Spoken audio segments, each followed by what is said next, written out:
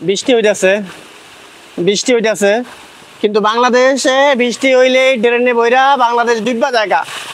দেখবেন যে একটু বৃষ্টি হইলেই ঢাকা শহর শেষ। তো আজকে আমি আপনাদেরকে দেখাই, এই যে প্রত্যেকটা রুম আছে, রুমের সামনে ড্রেন আছে, কিন্তু তাদের ড্রেন বন্ধ হয় না। এর কারণটা কি? আমরা বাঙালি আর হেরা বিদেশি, তো বিদেশিও ড্রেন বন্ধ হয় না। এর কারণটা হলো এদের ড্রেন যদি ছোট হয় তারপরে বন্ধ হইলো না। এর কারণটা একটাই, আমরা বাঙালি কোনো কিছু পাইলেই ড্রেনের ভিতরে ফেলাই দেই। ঢাকা শহরে ম্যাক্সিমাম দোকান আপনি দেখবেন, আমাদের গাড়ি চলে আসছে, আমি আর বেশি কথা বললাম না। দোকানের সামনে ড্রেন আছে, কিন্তু তারা ড্রেনটা তো পরিষ্কার করেন, এটা তো তাদের ব্যাপার, কোনো ব্যাপার না। তো তারপরে এই যে আমাদের গাড়ি চলে আসছে, আমরা চলে যাবো গা। তো তারপরে তারা যেটা করে যে আপনার দোকানটা ঝাড়ু দিয়া ময়লাগুলো ড্রেনে ফেলায়। তো ময়লাগুলো যদি ড্রেনে ফেলায় তাহলে ভাই ড্রেনটা কীভাবে পরিষ্কার হইব? আর এখানে একটা ড্রেনও আপনি ময়লা দেখবেন না। ঠিক আছে, যাই হোক, এটাই আর কি, যে আমরা ভালো না ভাই, মানুষের দোষ দিয়ে লাভ নাই, আমরা ভালো না। ঠিক আছে, আরেকটা জিনিস দেখাই, ভিডিওটা তো করতেছিলাম, এই দেখেন ড্রেন, এখানে হচ্ছে রুম, এই পাশে হইতেছে রুম, এগুলো হচ্ছে মানুষের থাকার জন্য রুম। আর ঠিক এই পাশে হইতেছে একটা ড্রেন করা হয়েছে, এটা আমাদের দেশে খাল।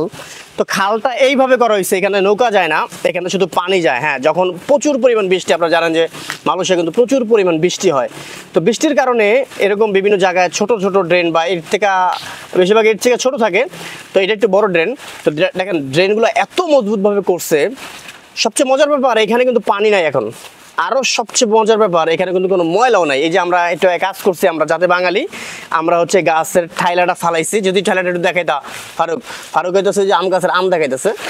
তো এই দেখো, এই যে দেখাই, এই যে ঠাইলাটা, এটা আমরা কাজ করছি, এই জায়গা থেকে কাটছি, এখানে পড়ে গেছে গা। তো উঠানের মতন আমরা কোনো প্লেস দেখতেছিলাম না, এই কারণে আমরা উঠাইতেছিলাম না।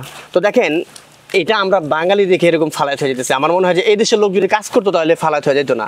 তো আমাদের হচ্ছে, আমরা সাধারণত বাংলাদেশের যেই অভ্যাস, সব কিছু নোংরা করি। যেরকম এই সমস্ত খাল বা ড্রেন যদি বাংলাদেশে থাকতো, ঢাকা শহরে থাকতো, দেখতেন এখানে বোতল আর বোতল, প্লাস্টিক আর প্লাস্টিক, ময়লার ময়লা, আবর্জনা।